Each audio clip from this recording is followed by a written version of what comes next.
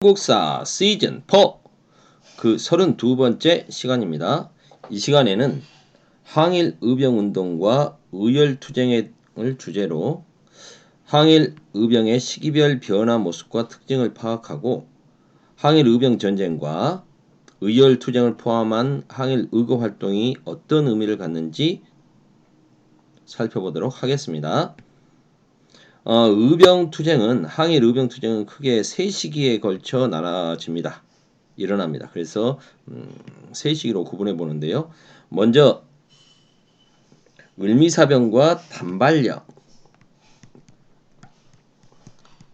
국모가 시해되는 사건이었던 을미사병과 단발령을 계기로 일어나게 되는 1895년 을미년 을미의병, 그리고 1905년 을사늑약이 체결되면서 외교권이 상실되자 일어나게 된 을사의병, 그리고 고종의 강제 퇴위와 군대 해산을 계기로 일본에 대한 저항이 극에 달하게 되는 1907년부터 일어나게 된 정미의병. 크게 세 시기로 의병투쟁을 구분해 볼 수 있겠습니다. 하나하나 구체적으로 살펴보죠. 을미사병과 단발령을 강제로 시행하면서 을미사변이 일어나고 단발령이 을미개혁으로 강제로 시행되면서 일본에 대한 반일 감정이 폭발하게 됩니다. 당연히 머리카락을 자를 수 없다. 임금님에 대한 충성, 부모님께 대한 효도, 충효로 무장된 위정척사 사상의 바탕을 둔 유생들이 가만히 있을 수가 없었던 거죠. 이들이 먼저 일어납니다.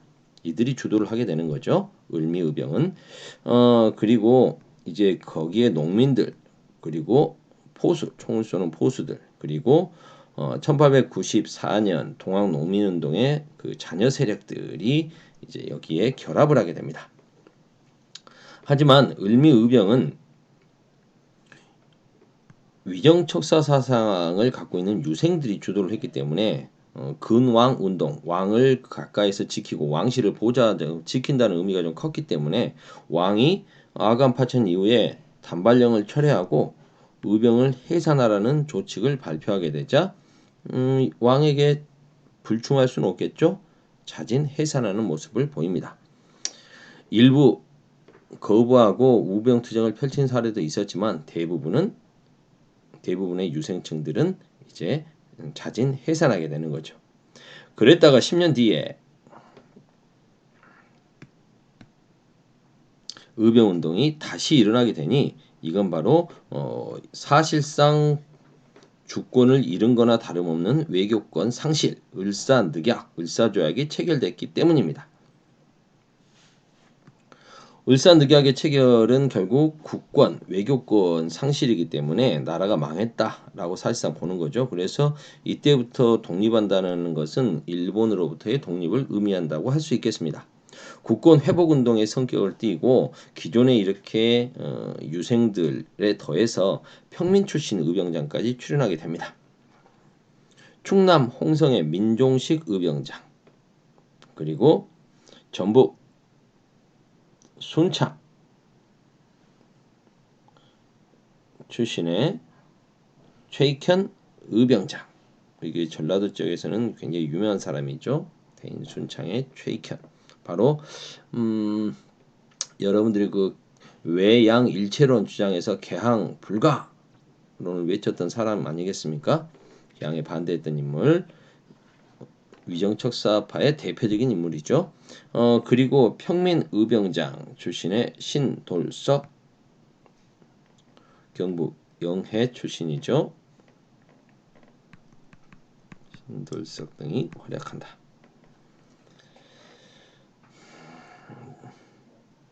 최익현 같은 경우에는 이제 일본군하고 싸우려고 일어났는데 광군이 진압하러 오자 광군과 싸우지 않겠다면서 스스로 전투를 중단하고 잡혀서 스시마에 끌려가서 죽게 되는 거고요. 거기서 이제 아사라고 하죠. 단식으로 순국하시게 되고 평민 의병장 출신이었던 신돌석은 이때부터 시작해서 이제 그 훗날 정미 의병 이후까지도 계속해서 활약을 하게 됩니다. 1907년은 이제 고종의 헤이그 특사 사건이 이렇게 들통나면서 일본에 의해서 강제로 퇴위당하게 됐죠. 그리고 대한제국의 군사력이라고 할 수 있는 시위대와 진위대, 중앙의 시위대, 지방의 진위대도 이제 일제가 경비 부담 뭐 이렇게 예산이 많이 쓰인다는 이유로 자신들이 지켜주니까 필요 없다라는 이유로 해산하게 되죠. 해산시켜 버립니다. 그러자 이렇게 강제 해산된 군인들이 의병에 참여하면서 의병의 조직력과 전투력이 강화되죠. 이러면서 이제 전국적으로 의병 전쟁으로까지 발전하게 됩니다. 이때는 이제 평민 출신 의병장이 다수가 되는 거죠. 이때 대표적인 사람이 이제 해산 군인으로 그 의병 전쟁에 참가했던 분 원주 강원도 원주의 진위대장 민긍호 같은 분이 이제 대표적인 해상 군인 출신 의병이라고 할 수 있고요. 그리고 마지막까지 의병 투쟁을 펼쳤던 최후의 의병장이라고 불려지는 최응언 이분은 국내에서 계속 활약하다가 1915년에 잡혔으니까요. 체포됐으니까 이런 분들이 이제 대표적인 군인 출신 의병장이라고 할 수 있겠습니다. 이렇게 해서 양반 유생들이 중심이긴 했지만 평민 출신 의병장도 있었고요. 군인 출신들도 있었고 이제 의병 전쟁 수준으로 확대가 되면서 서울로 쳐들어가자. 전국적으로 군대를 조직해서 서울로 쳐들어가자라는 명분들이 만들어지는 겁니다. 그래서 13도 창의군이 조직되죠. 강원도 출신의 이인영을 총대장으로 삼습니다. 하지만 이인영이 이제 부친상을 당해서 심효사를 위해서 철수 집으로 귀가하게 되면서 이제 사실상 13도 창의군을 이끌게 되는 사람은 선산 그렇게 말하면 안 되죠. 지금을 따지면 구미 이문동 출신의 왕산 허위 선생이 되는 거죠. 그래서 왕산 허위 선생이 이때부터 이제 주목을 받게 됩니다. 13도 창의군은 서울 진공 작전을 벌이게 되는데요. 이때 선발대를 이끌고 서울 근처까지 진출했던 사람이 바로 왕산 허위죠. 허위가 300여 명 정도의 의병 선발대를 이끌고 서울 중랑구 망우리 일대까지 진출했지만 일본군하고 싸우다가 결국 패배하게 되는 겁니다. 일본은 이때부터 이제 의병 진압 작전을 펼치게 되고 대부분의 지역의 의병들이 이제 힘들어지자 국내 활동이 어려워지자 간도, 연해주 등으로 이동해서 무장 독립전쟁을 준비하게 됩니다. 말씀드렸듯이 일본은 국내에 남아서 싸웠는데 대표적인 인물이 최영원 같은 분이었다. 근데 이게 의병 투쟁의 대미를 장식한 건 바로 호남 의병들이었죠. 끝까지 이렇게 호남 지역에서 의병들이 대대적인 활동을 벌이자 일본은 남한 대토벌 작전이라고 해서 호남을 포위하고 집중적으로 토벌 작전을 전개합니다. 그래서 수많은 의병이 체포되고 돌아가시게 되는 거죠. 이를 통해서 이제 국내에서의 의병은 한풀 꺾이게 됩니다. 이때 경상북도의 대표적인 의병장, 경북 출신의 의병장, 문경 출신의 의병장 이강년이라고 하는 분은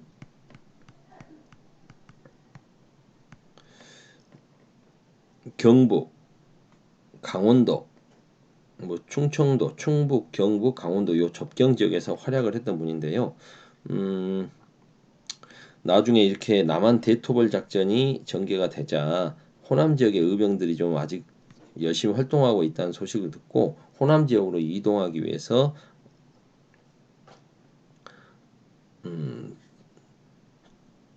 부대를 이동시키다가 일본군과 교전 끝에 체포되게 되는 뭐 그런 일도 있었죠.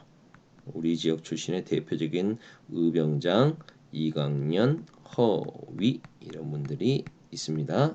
이분들 정도의 이름은 알아둬야 되겠죠.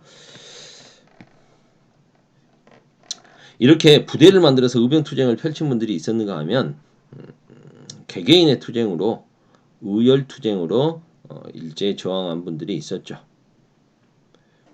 을사늑약 반대투쟁으로 반대 상소 운동을 전개한다거나 목숨을 끊음으로써 저항을 한다거나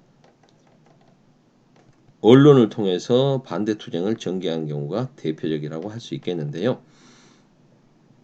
나철 오교 같은 분은 스스로를 믿는다는 자신회를 조직해서 을사오적 처단활동을 펼치죠. 오적 암살단을 조직해서 활동하기도 하고요. 장인환 전명훈 같은 분은 대한제국의 외교 고문으로서 오히려 일본을 위해서 을사조약은 잘됐다. 한국은 일본의 보호를 받아야 된다. 뭐 이런 뻘소리를 하고 다녔던 미국의 외교관 스티븐슨을 샌프란시스코에서 사살하게 됩니다. 이 두 사람은 사전에 협의를 한 게 아니고 각자 스티븐슨을 죽이기 위해서 스티븐슨이 샌프란시스코 온다니까 따로 와서 스티븐슨을 죽이려고 덤볐던 것이죠. 이재명 지금 경기도 도지사 유력 대권 후보 이재명 씨가 아니고요. 이재명이라는 젊은 청년입니다.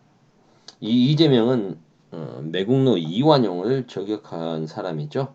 인력거를 타고 가는 이완용을 칼로 공격을 했는데 이완용이 이제 상처를 입게 됩니다. 그래서 이완용은 이 때문에 우리나라에선 최초로 흉부외과 수술을 받았다고 합니다.